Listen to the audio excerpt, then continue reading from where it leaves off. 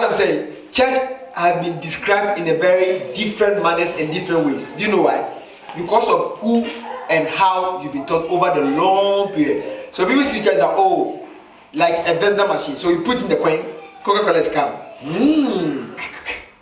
You open the top, you drink, you throw the bottle away. That's not what God is about. So God is not expecting you to be like a child to Him that only comes to Him for prayer and answer, and after that, bye God, I'll see you later. No, it's beyond that. If you have a friend that always comes to you and always comes to demand, what do you think about that friend? When you have a problem, he will never show up. The day you need something, so if you need something, he will call you from Monday. You need something on Saturday. You start calling from Monday, Tuesday, Wednesday, Thursday, then Friday he asks you the thing. Because you do know what? He's always taking from you. Do you see that person as your best friend? No. So a friend is a person who is there for you in the darkness and in the light, right? Good. But church goes beyond that. And when you play in church, the devil is happy because he knows that you are walking in ignorance. And when you walk in ignorance, it means you are walking in darkness. And when you walk in darkness, you are heading towards collision. So 2020 is not a year that you play around. No. Because 2019 was a preparation toward 2020 to what God will do with the church. If you haven't seen the church prosper before, wait for 2020. Seriously. But prosperity doesn't come into people with lazy hands. You know you don't have to be a Christian to have money in your account. Do you know that? Actually, most of the big guys are Christians who are billionaires. They don't even go to church to provide. How come the people with the light are not the people with the heavy money? Have you thought about it? The people who have the light. Bible says you are the light of the world. A city that cannot be hidden. It says that you are the salt of the earth. That means wherever you go, you are supposed to change the situation there, because wherever you add salt to, the thing changes. And every salt preserves, right? So wherever you go, you should be a preservative. How come you've not been able to do that to the area you are? This is what I think about as a pastor. And that's what I think about. If the people come to church every day and they come and hear good news, story. You've been told so many stories about life. Oh, my year of prosperity. But that's the year you go poor most. My year of advancement, that's the day that the year you will never advance in anything. Is it because God was lying to the prophetic word? No. It's because one, the people didn't understand the prophetic word. The people wanted to serve God in their own way. It doesn't work. See, you can't serve God in your own style. The kingdom of God, like when you come to this country, there's a way they live here. You can't say that, oh, me, when I used to live in my country, we wear shorts and then walk around the town any day now. You would do that here for 6 hours. You will freeze to become like a blob. Why? There is a way to live in this country. You can't say that me in my country we drive in the left hand. I will drive here. It doesn't matter. I don't care what police say. What will you get empty? You end up in prison, right? The same way when you come to Jesus. Jesus has a way how the church is supposed to be. Say the church. The church. So God has a system where how He wants you to work through to get your destination. Until you get to that level, you will be beaten by the devil by heart. So most people are in the kingdom and they don't even know what the church is about because they've been told the story over a long time. Everybody has the responsibility to take responsible means and ways to be able to work on their own salvation. So you are responsible for your own spiritual life, not Jesus. If you don't grow as a Christian, it's not because of Jesus, it's because of you. Amen. So most people say that, oh, I'm praying. They are lying. I'm praying. Even prayer alone is hard work. To be shaking and be praying that long distance. And when I talk about that prayer, it's not a prayer that you do in the morning, Jesus here, Holy Ghost here, Father here. I'm not talking about that one. Prayer alone is a hard work. The church have preached good message, okay? But this is not what we have been preaching. We have been preached our people to be lazy out of church. So somebody can say that, even to have a good manager, it's hard work. Yeah. To even pass your exams, to pass driving test, it's a lot of hard work. To get good money at the end of the month, you can't go to work once a week. You go to work only Monday. How are you going to get money? Is that what we do? The people who go to work here, do you go to work once a week? Every Monday morning, you go to work. That's it. Is that what you do here? No. No, talk to me. I'm talking to you. Is that what we do here? No. If this thing that is perishable, that one day they will sack you and they'll give you pension pay. That you won't work there forever. But this, Bible said that this is for now and forever. Look how we joke with it. I went to school, they gave me a certificate that, I had a good class, first class, It's paper and ink that they printed for me. I was happy. Hey, that one, when I appear before God, God will not ask me one question about my certificate. Yeah. Do you know what God asks about? About your involvement and your addition in building the church. So David said that I've grown old now. I've never seen the righteous and himself and his children begging for bread. You know what it means? Why it means that you can't serve God genuinely and be broke. Never. It is never. It's like you go to work, the woman and your manager said that, I won't pay you because you didn't get to work. Come on. Is that what they do to you? You have everything. They said they won't pay you. They won't be there because there's another organization that will come after them. So they'll pay you. True of us.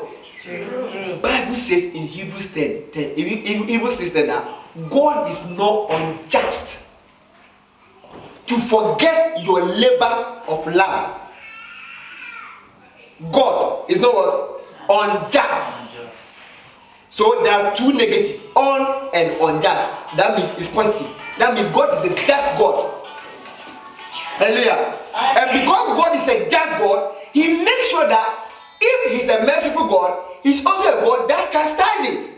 He's not only a merciful God. That's what you do. God is a merciful God. That's what I do. God bless you. What is this? No. Because He's a just God, He's also a punishing God at the same time.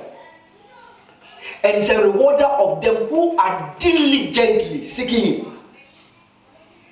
So you don't serve God in a joking way. That's why we don't see the prosperity. That's why most churches are broke. That's why the church cannot take dominion. The dominion in Genesis chapter 2, we can't take it because even when we get job, we play with the job. We go to work late. And we don't advance at our workplace. We stay in the same position for 72 years and retire there. A Christian. No. And some of you have got beautiful ideas that you are sitting on and working for some people. So you can't work for somebody for your life and say that you'll be prosperous. No, we can't. That's just having some cash to pay some bills around. But when you come to wealthy people, the people are commanding millions of mountains of places and businesses. But those things are seen in the light. And the Bible says that not that you are part of the light. He said you are the light. Not like I'm part of the light. How many lights here? 1, 2, 3, 4, isn't it? Into the thing, right? It's not like you're number 1, number 2, number 3. You are actually the one shining. So you can't shine and not see the prosperity or not see the goodness of the Lord. It's not the two cannot be together. How can I say that you broke an egg and you didn't see yolk in the egg? My friend, don't eat that egg. It's a serious egg. You broke egg. There was no yolk in the egg. You're a liar. So most people are lying with their Christian work, joking with it, not being precise with it, doing their own thing they want to do. So Bible says that because of that, you are not able to bear the fruit that you're supposed to bear. Yeah. And when you hear fruit, be an agriculturalist for maybe 2 seconds. Find out how farmers plant and bear fruit. To bear fruit, to make a tree bear fruit, you don't leave the tree to be surrounded by weeds, to be surrounded by wild animals. What do? You protect the tree, right? So Bible says that that means that bearing fruit is not a joke. So Bible said that if you don't bear the fruit, then I will cut you off. So many people in church, God has cut them off long time ago. Because you know why? They are not affiliated to the church. So I was saying to my wife the other day, I said that I'm happy that God is building the church himself, okay? Because let me tell you something. A person can come to church, okay, and they will be zero, having nothing. And if they apply the principle in the Bible, okay, just leave it. When they apply the principle in the Bible day by day, this one, Bible said that this thing is able to build you up. And see, when you don't pray, when you don't read the Bible, when you don't come into fellowship, you can't stand the wiles of the enemy. You can't. It's not about, oh, people don't like. It's not about like or unlike. Because there are things called spiritual exercise. You have to be gymming every day to keep fit. Because the devil, he doesn't give up in enemies. He's a moving wild animal, killing everybody you see on the way. You can't be a normal Christian 2020. No. Actually, you can't come to church once a week and survive the what? You can't. It's a lie. I know you're struggling. Being a pastor and a Christian, I know you are, because even the people that they always say the thing, they have challenges. How much more you eat once a week? Come on. And you have a reason why you eat once a week. You haven't fed your 5-year-old boy for 1 week. And when government came, you gave the reason why. You haven't fed the boy, and you're laughing.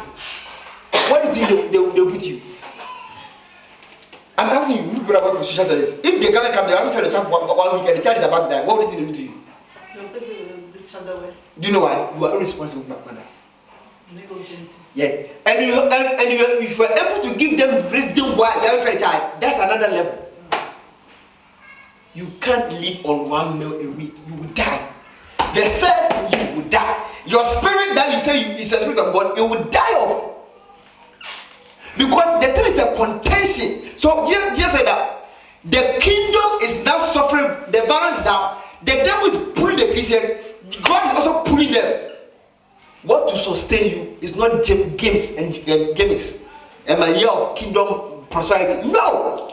That's a prophetic word, but even to get prosperous, it's a hard work. Most young people want to marry, but they don't know marriage is a hard work. Hey! Ask who have married before. They tell you, I don't want to marry again. But before, they say, hey, I want to marry. It's a hard work to have a sustainable marriage. You have to forgive a lot. Especially the women have to forgive the men a lot. We the men, we have problems. I didn't hear the women say amen. Amen. So they have to forgive us a lot every day. And so me, I won't forgive anybody. If she didn't do it, I don't care. You are not a good woman. Yeah. So it's not like, oh, I'm in love. Keep singing I'm in love. I'm in love. You think marriage is about I'm in love? Hey! You'll be in love for just 1 month. After the 1 month, you see that you're really in love.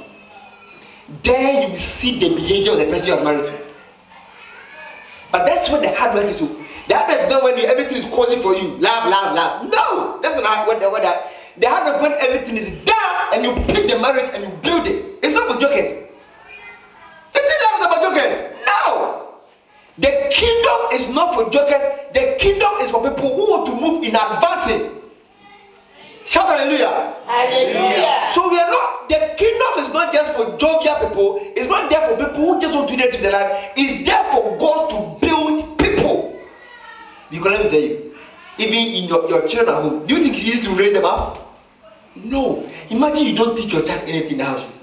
How do you expect this child to do well? Parent meeting, you won't go.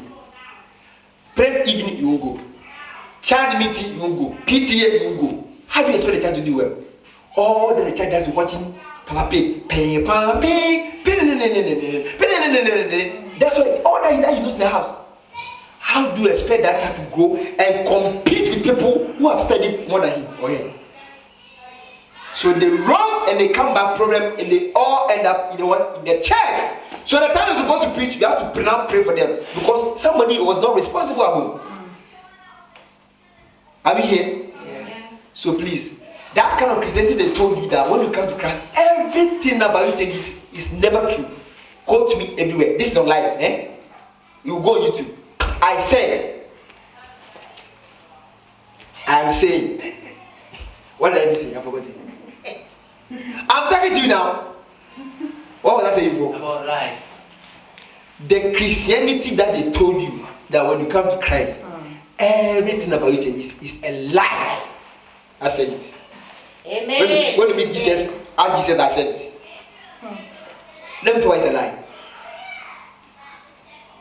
When you come to Christ, okay, when you get born again, there's a process to go through. Because when you come, the day you come to Christ, your spirit is now happy because now you can connect with your maker, the flesh, and your soul. That's what the work is. So your anger, the jealousy, the unforgiveness, you have to listen to the message that some of the messages are preaching you. When I'm listening for Moses, you can see that all my messages are pointing to the fact that you need to do something for God to bless you. God is not for the Christmas. Don't just throw blessing on one. Receive it then. Number 2. Hey, who is there? Oh, number 3, 4, 5. There is the Pastor Maazeka. No!